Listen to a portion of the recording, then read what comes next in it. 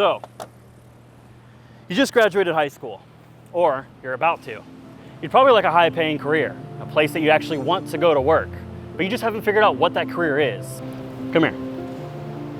A little closer. Why not become a pilot? I know what you're gonna say. Don't you have to have a degree to become a pilot? Not anymore. Doesn't it take forever to become a pilot? In a program like ours, you can get paid as a pilot in as little as 5.5 months. Isn't it wildly expensive? Compared to college, not at all. All right, so putting those major issues to the side, let's actually talk about why you should become a pilot. Besides having an office in the sky and being able to wear cool shades, the earning potential for pilots is sky high. In all seriousness, airline pilot salaries can get up to 6 figures, even in the first few years. Also, with that same higher earning potential, pilots that are getting closer to retirement are starting to make around $350,000 a year. Retirement is a long ways away from where you're at now, so why would you care to start now? Let's actually break that down. First, the pilot shortage. Demand for pilots is high, thus a lot of opportunity for high earning potential. The pilot shortage, made even worse by the pandemic, will not last forever. While pre-COVID pilot earnings were historically high, the number of job openings and huge sign-on bonuses have never been higher than today. Second, seniority. Another reason to start sooner than later is to build something that we call seniority. Most major aviation operations, such as the airlines or flying cargo, make salary, scheduling, and staffing decisions based on which pilots have the most tenure at a specific company. The longer you've been with a company at a specific rank, the higher the salary and the more available choices you have about when and where to work. Your office is in the sky. You live the life of adventure and get paid to travel and experience different places.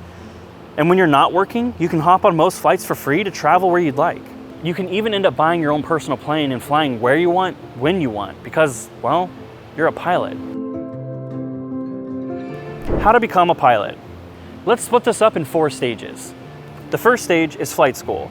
First, choose a flight school that's going to have a training environment that matches the pace that you want, as well as how structured you want that training to be. If you want the most efficient route possible with the most structured teaching, our career pilot program would be the route you'll want to go. Through our program, you can become a career pilot in as little as 5.5 months. Either way you go, through multiple courses of flight training, classroom and simulator time, you'll earn a number of certificates and ratings. These include your private pilot, commercial, and instructor certificates, among other ratings that will make you a well-rounded and hireable pilot. The next certificate you need is the ATP certificate, the certificate that allows you to go to the airlines. This certificate has a requirement that you have 1,500 flight hours prior to applying for it. Well, after you graduate flight school, you'll most likely be around 200 and 250 flight hours.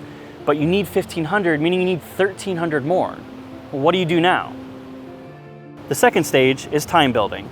You'll typically apply for a pilot job that has lower hourly requirements, such as banner towing, pipeline surveying, etc. The most popular route is to become an instructor. Most of your time building occurs in this position. Depending on the route of time building that you choose, this will take around 1.5 to 2 years of flying before you'll have enough hours to apply for an ATP certificate. Let's say you graduated high school at 18 years old. If you went through our career pilot program and then instructed with us, you would hit your 1,500 hour mark by 21 or 22 years old. The ATP certificate requires you to be 23 years old. So what do you do for the next 1 to 2 years while you wait to turn 23? The third stage is additional experience. There are a multitude of options of what you could do while you're waiting for that 1 to 2 years to pass to get your ATP certificate. One really great option is to explore operations that will provide you experience with flying with a crew, usually what is known as a Part 135 operation. This will also diversify the type of aircraft you fly, usually larger and more powerful aircraft. All of this additional experience will not only look great on your resume, but will make you a more well-rounded pilot before you even get to the airlines. During this time, and in your free time, you can go ahead and start making sure you meet all the qualifications for that ATP certificate, such as the type of flight hours required, and you can start studying to pass the ATP check ride. This is also a good time to start having conversations with the regional airlines that you may be interested in. The fourth stage is the airlines. Once you turn 23, complete your ATP check ride, and you're off to the airlines. You'll be sitting in front of the hiring team at a really young age with a lot of flight time and a lot of experience, making you one of the more qualified candidates that they will interview. Don't forget that the airlines isn't your only choice. You can also fly for cargo, or you can go corporate where you're flying private jets. Let's talk about college.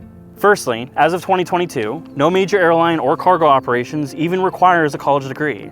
That being said, let's say you still want to get a degree for that competitive edge when it comes to being hired.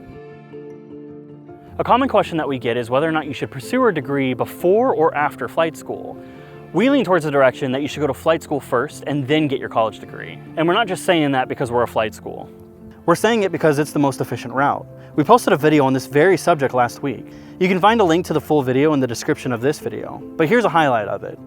You're getting paid as a pilot 3.5 years sooner. You're at the regionals 3.5 years sooner, and you're at the majors 3.5 years sooner. You'll even be thousands of flight hours ahead.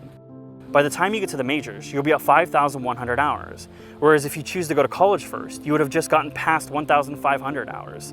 That's a 3,600 hour difference.